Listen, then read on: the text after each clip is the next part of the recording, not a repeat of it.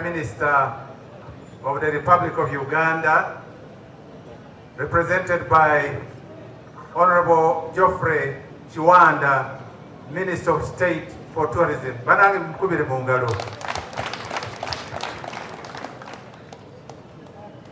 The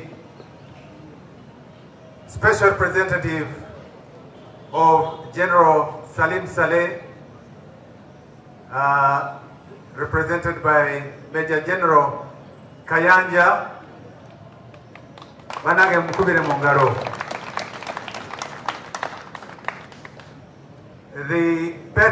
The chairman and the president of the Uganda Performing Artists. I have two people here.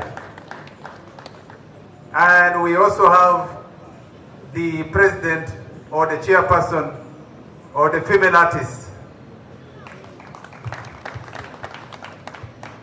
Tunayo the Abayimbi and also the artist representing the dramatists. I see Honorable Brother Sekuvuge Siasa. Ne muganda wange bonna mbalaba. The president of the Uganda Musicians Association and your executive, I congratulate you. Omuganda gamba agali awamu gegalume ennyama lero bakikoze banambi bakubire mu ngalo. In unity you have strength. Today the Uganda Musicians Association has been able to demonstrate that they are going to be united, and I want to assure you, Right Honorable Prime Minister, that as the patron of the Uganda Musicians Association, this association today is going to grow from strength to strength.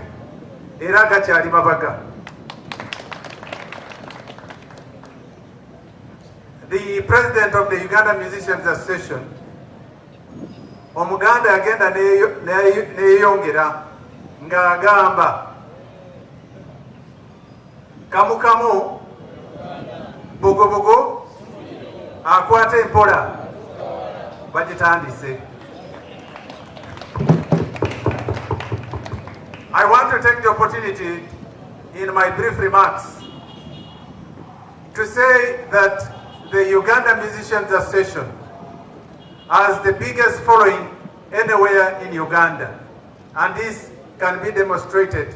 If you want to see any musician in action, this is a demonstration that they can be able to build a strong foundation. And also to say that the Uganda Musicians Association is now the largest employer outside the civil service, because there are musicians who are Class A, Class B, and Class C, and there are new ones who, what you call the upcoming artists. The only challenge we face, and that is what we would like to appeal, is to see that the Uganda Musicians Association continues with the unity and the strength they have been able to demonstrate.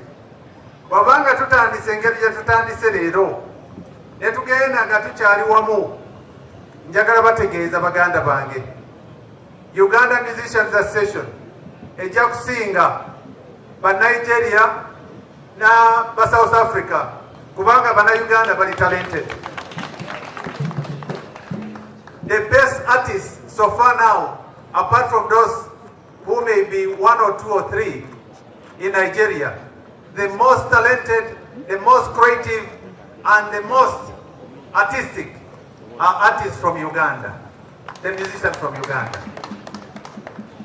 And you've been able to show that Uganda has got a display of effective culture. Our culture is the richest. When we had the heartbeat of Africa at one time, they actually demonstrated that they had the strongest culture in the African continent. In the heartbeat of Africa, they actually remain with the most highly celebrated cultural music in the African continent. I want therefore to say that today we want to begin by saying that the patron, the chairman of the biggest challenge which faces the musicians in Uganda is copyright. I want to invite you, Brother T, to come forward. Please come forward. To the artists today, I want to assure you and to say very clearly, wano wetutandikidde tetukyayagala okulaba nti no mwatisi yenna afiirwa ssente nga tannakyafuna ate ng'ayimba ekiro n'emisana akozesa ssente ze naye tennakaafuna. Njagala okikakase ku maaso g'abayimbi bonna bonna that the copyright arrangement that you have been having, that you are going to ensure that omuyimbi yenna ali mu ggwanga ng'ayimba mu radio, ayimba nga bigenda mu YouTube, bigenda mu television, bigenda nga bitambula ku mawanga gonna, tugenda kufuna ssente ezo nga zigenda ku bayimbi. Neyanziza nnyo mukama wange.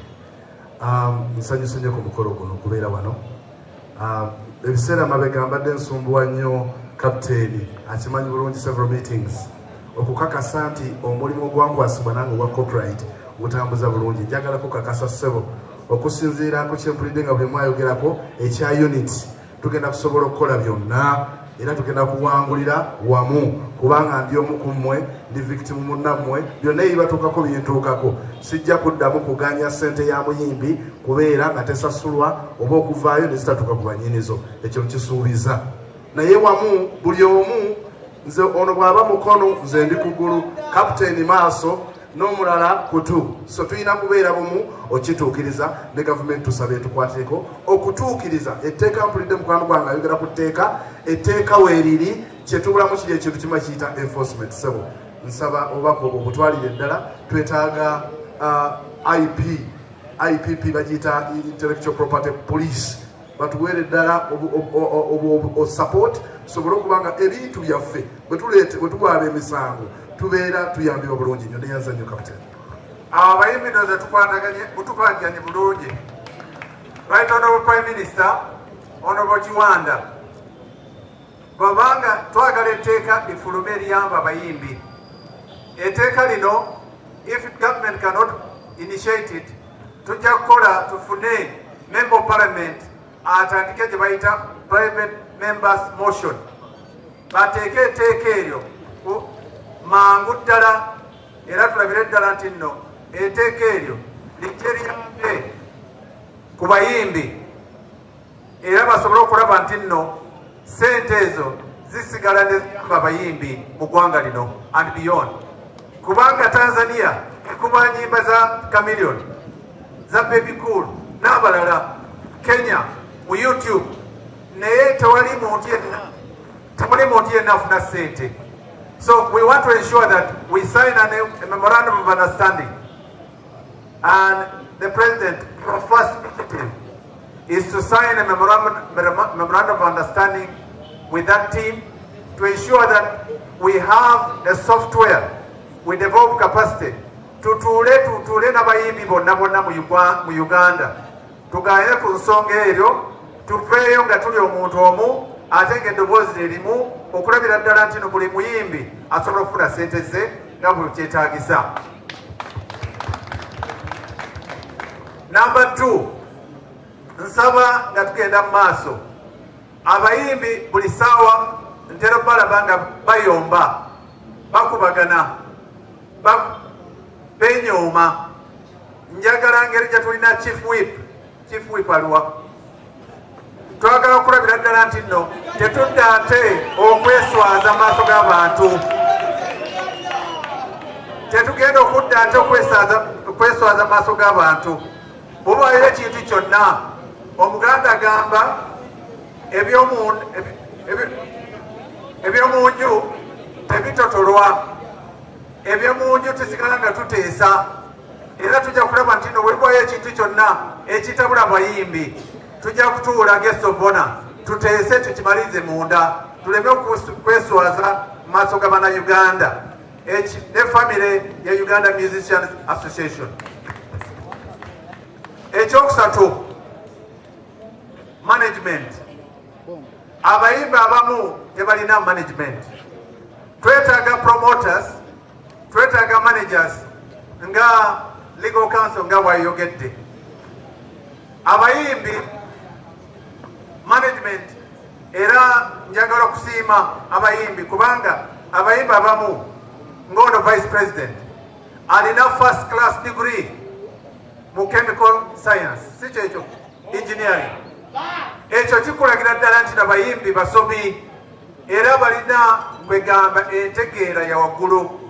So what we need to do is to ensure that buli muyimbi yenna afune management oba tumuyambe omutereeza munda asobole okukulaakulana. The biggest problem we face with musicians in the country is that whereas they have talent, but managing that talent, growing that talent, and developing that talent and taking it higher is because of lack of managers.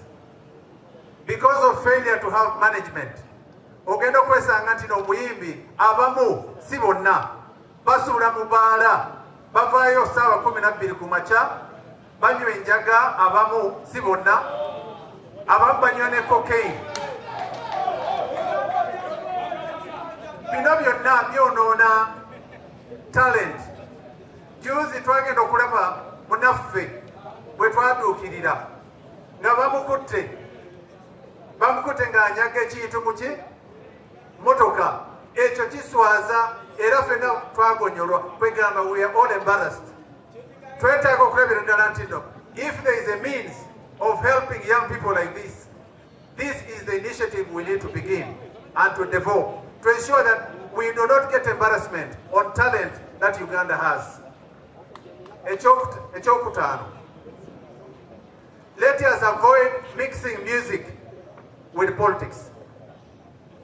Let music be music, let politics be politics. Let us take away politics from music because abantu abamu kati bajja kutya to associate with the musicians because they think that they are associated with politics. Some people want to grow in their talent. We want to get assurance from you, Madam Chairperson, Madam President. Let us put music aside and also put politics aside and concentrate on talent of music and develop it as a team. This is the way we can grow Uganda Musicians Association.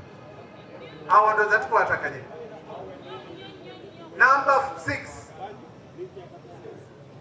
Abayimbi njagala bakubira omulanga. Wekituuka okusonda ku ssente, okunoonya ku ssente zigenda okuyamba association, temuliiyo. Ate nga mufuna ssente. The others, we are going to launch a fundraising event and invite all the artists and all this to ensure that they come and support the Uganda Musicians Association. Tuteekemu ssente ziyambe abayimbi nabo bakulaakulane.